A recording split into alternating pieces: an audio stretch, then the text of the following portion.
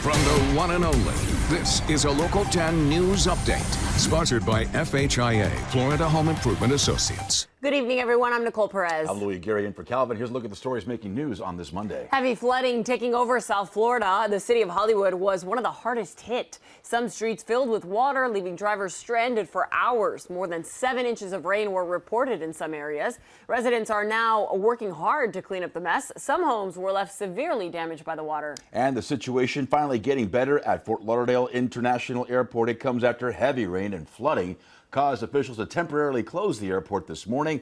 Hundreds of flights delayed, long lines of passengers trying to get to their destinations also crowding the airport. And although things are back to normal, passengers are advised to check with their airlines for the latest flight status. The heavy rains also causing trouble in Hollandale Beach. Officials say the waters flooded the stables at Gulfstream Park. Crews rushing in this morning to help the horses out of there. Employees say those 26 horses are okay, but the racetrack suffered severe damage. A pumping system has been set up to drain off the water. Listen to Local 10's podcast, The Florida Files, wherever you are, whenever you want. Just say, Alexa, play the Florida Files podcast. Getting the latest episode of Florida Files. Here it is from TuneIn. Previously on the Florida Files. Or just ask Siri, I want to hear the latest Florida Files podcast. Here's the newest episode of the Florida Files.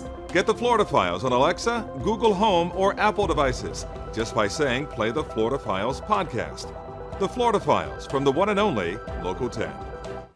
A man behind bars facing animal cruelty charges. Witnesses say Louis Sepulveda was spotted smashing a dog's head and neck with the tailgate of a truck on Ocean Drive and 13th Street.